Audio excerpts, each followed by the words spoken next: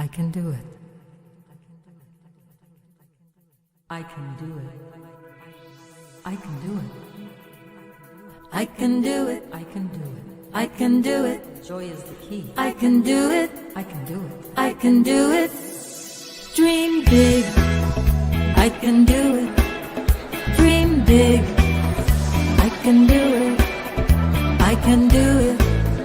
I can do it. I can do it.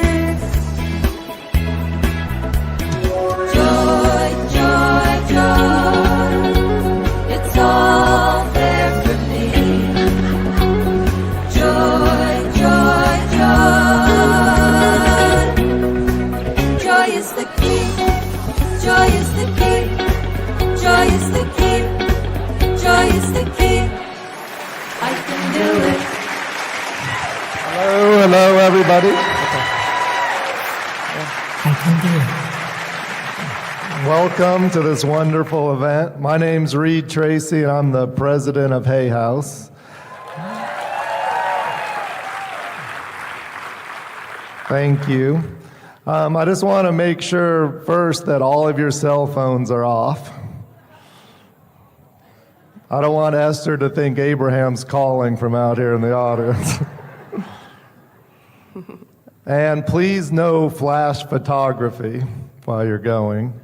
You see all these lights here. We're streaming this over the internet, so you guys will be a little bit part of the show when they show the audience shots and things like that.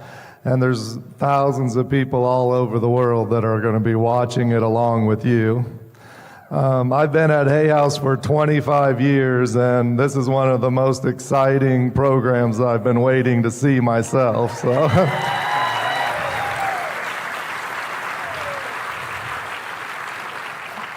I called Esther up one day and I said, I have this crazy idea. What do you think of Wayne Dyer talking to Abraham, just the two of you on the stage together?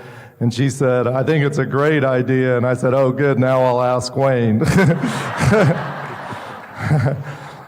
it is going to be a super exciting evening. And without any further ado, I'd like to welcome Wayne Dyer and Esther Hicks to the stage. Thank you very much. Hey, you guys are ready? Yeah. All right. What have you gotten us into? Oh, my goodness. Are you happy with these chairs? Pardon me? Are you happy with these chairs? I am happy with anything. I'm so happy to be here and talk to a ghost. I've been waiting for this for years. Do you want to turn them more facing each other? Are you happy? I think, yeah, a little bit like this. Oh. I think it's going to be perfect. Good. Yeah, I can do this. Oh, my goodness. I love you, too. I love all of you. It's so nice to be here. Well, somebody said, what are you going to talk about? And I said, I don't know and I don't want to know. I didn't want to get anything in my head. But I like the idea of someone brilliant like this. Yeah. Talking to Abraham. What could be better than that? It's like co-creating at its best, isn't it? It really is. Yeah. It's 1987 or 88. Someone sent me a big collection of cassette tapes, and I started listening to them, and then we made contact maybe a dozen years or so ago, and I've been just an incredible fan of Abraham. I think it's the wisest and most profound teachings on the planet today. Well, I do. Wayne has sold more of our books than we have. Yeah. I'm a true believer. I just know that this is, when someone is telling you the truth, and when you really feel the truth that's in your heart, and you know you're being told exactly the way things are. Resonance, huh? Yeah, it just resonates with me. It always has, and you've never missed. And in the hundreds, thousands, perhaps, of times I've heard you. Well, tonight, yeah. You've never missed. We never know. I'm going to go get Abraham. Is that all right with you? Do you need a GPS or anything like that? Or is that just, It just takes a minute for me to clear my mind, and they'll just say, hey, okay? Who are you going to go get? I have a feeling you're going to go get Abraham too. I've got 8 kids out there. If you really want to know, I think that's what you've been doing for a while too. Well, you know, there are many times when I do exactly feel that way as well. Yeah. Okay, here I go.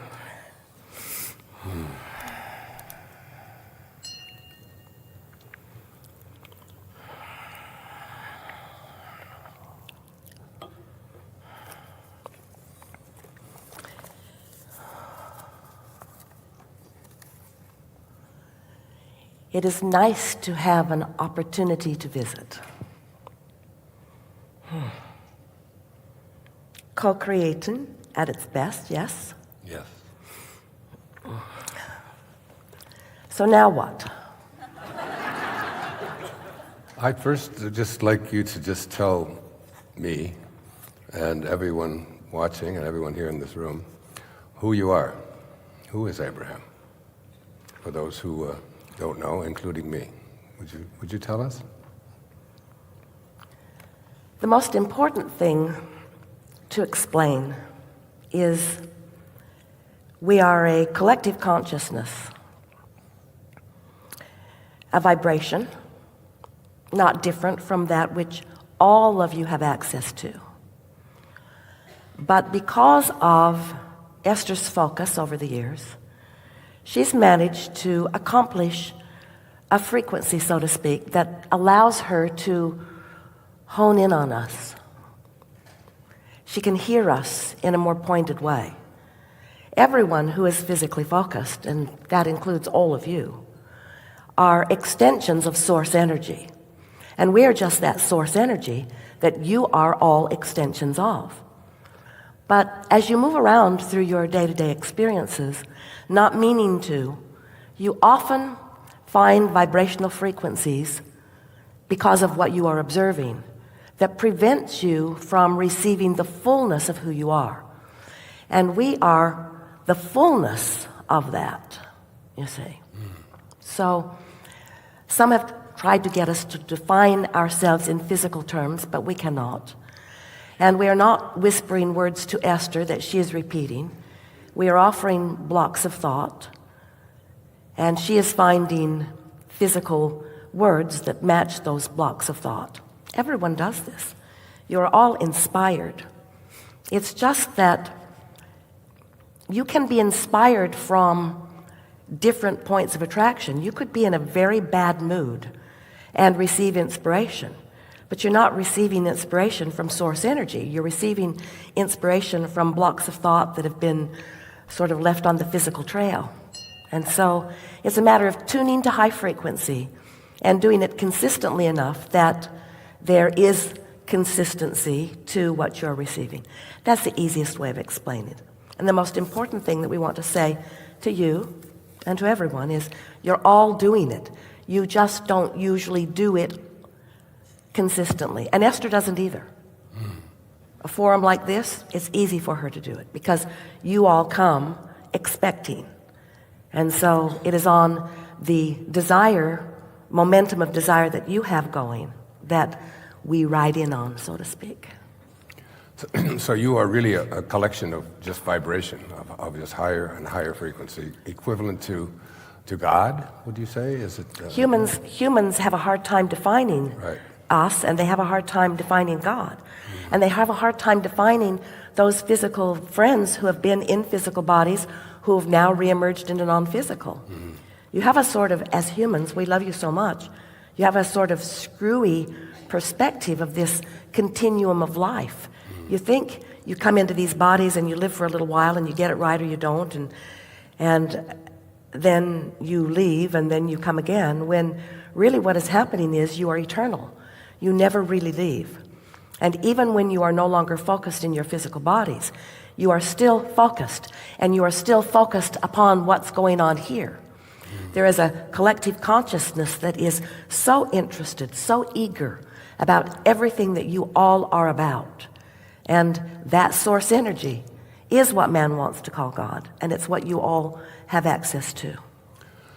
So I've often said that we're not here as human beings having a spiritual experience, but rather it's the reverse, that we're infinite spiritual beings just having a temporary human experience. Oh, and when you stand in your now moment, and somehow, some way, you have practiced yourself into a high-flying vibration where you're not ornery or you're not upset or you're not worried about anything. So you are pure positive energy. And then you allow, because you are in that high frequency, you allow that inspiration to flow. Now you are so much more than what you have thought yourself to be. Now you are the extension of that source. And that's when you feel clarity and passion. That's when your timing is good. That's when you're at your funniest. That's when you feel the best. I think of the word, I wrote a book years ago called Inspiration, using the two words inspire, inspirado, inspire, in spirit.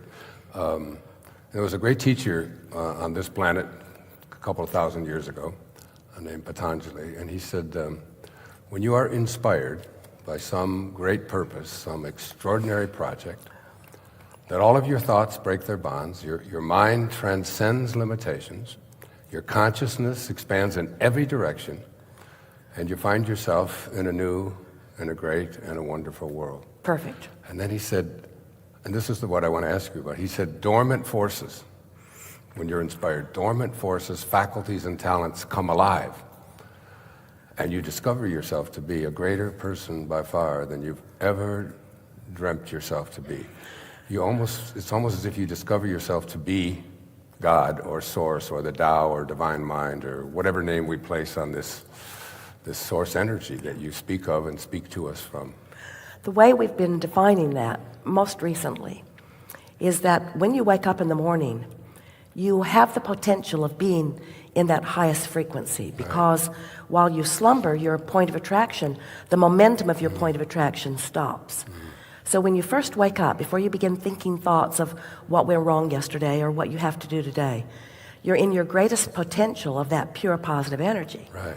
So if you can focus there and allow a little momentum to get going, what happens is it isn't something that just happens, it's something that you focus yourself into being. But when you focus yourself into that, you tune in, is the best way of describing it. You tune in to that source energy consciousness who has always been aware of everything you're doing, but there's a big difference when you tune into it and you consciously are aware of it. In other words, source is there for everyone all the time. We don't need to talk you into that. We're always there. But when you know it, when you're not doing that thing you do that is preventing you from knowing that, that's when you have those wonderful moments. And you can do that all the time. In the middle of And they call that the master, but all of you do it. It's just the mastery of focus is what it is. I wake up every night around 3 o'clock in the morning. And there was a great poet, his name was Rumi, many, many years ago. He said, the morning breeze has secrets to tell you. Do not go back to sleep. Do not go back to sleep. Do not go back to sleep. And I've written many of the books that I've written when I've been awakened, and there's something, what is it? What is it that awakens me? It's like I can almost tell you the exact time. It's like, because in a film I did years ago called The Shift, they show a clock, it's 3:13 a.m., almost to the second. Every single night there's something, is that angels? Is that divine source? Is that someone saying, this is your purpose, this is the time, there's no distractions? The thing we most want to say is that we're with you saying that all the time. So what's interesting to us is that that's the time that you decide to listen. Right. But there's nobody else around to distract me. And that's the important conversation to have. So what is it about that time? What is it that's happening there that makes you more resonant, that makes you more receptive? And it is that the momentum of your thought has stopped. So there is no contradictory vibration going on within you. So you're more likely to hear. Esther has been saying to herself, when she awakens like that, she will say, am I awake? Because if I'm awake, I am going to get up. And so it's conscious awareness of that high frequency vibration. That's what you're talking about. Yeah.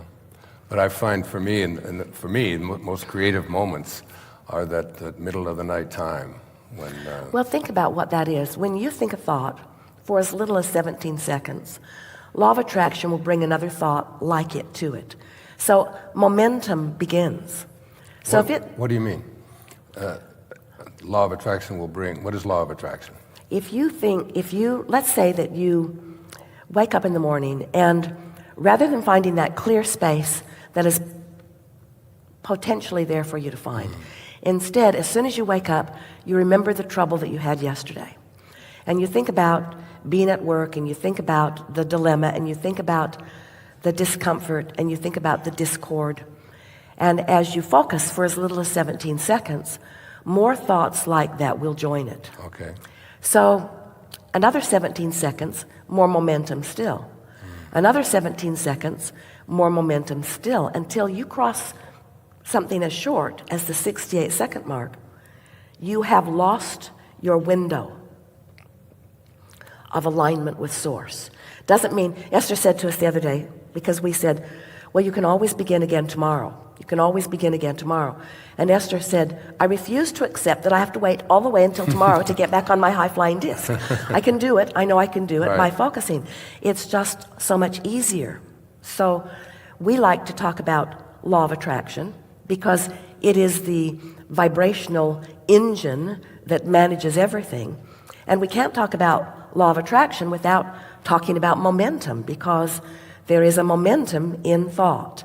And if you think a thought long enough, it becomes a strong habit of thought. It's what you call beliefs. A belief is just a thought you keep thinking. So sometimes you have beliefs that do not serve you. But when you first awaken, those beliefs are quiet enough that you can find a fresh one that comes from Source, that is about who you really are and what you really know.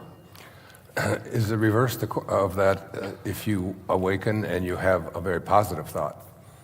That is, I'm going to heal myself. Well, that's a wonderful thing. Once you get that momentum going. But like the 17-second rule apply to that as well? It applies to everything. And the rule of thumb is when you acknowledge that law of attraction is, whether you like it or not, and you acknowledge that it is responding to the vibration that you are offering right now, and therefore momentum will get going. So if we were standing in your physical shoes, if the thought felt good, we'd think it. We'd think more about it. We'd talk about it. We'd write it down. We would discuss it with others. We would deliberately encourage that momentum. But if it's an uneasy thought, if it feels uncomfortable, then we would do our best to generalize it. The more specific you become in a thought, the more momentum. The more general you become in a thought, the slower the momentum. Esther remembers San Francisco driving to the top of one of those, what she called ridiculous hills. She couldn't believe that people were actually driving on those hills. And so we said, well, imagine perching your car at the top of one of those hills, take it out of gear, take the brake off, and just for fun, just to see what happens, nudge it a little bit from behind. Well, you know what will happen. And if you come to your senses, you'll step out in front of it and let it bump up against you, and you will stop that unwanted momentum. But you would not want to be at the base of that hill stopping that unwanted momentum. Right. So your thoughts are the same way. When you get the hang of this, when you begin to realize that every thought is vibration and that law of attraction is responding to every thought, and the thought is going to increase, the only question is it one you want to increase? Because it's going to increase. Law of attraction insists that it does. Can you have a thought, like I talk a lot about the I am as the name of Source, another name for Source. If you are feeling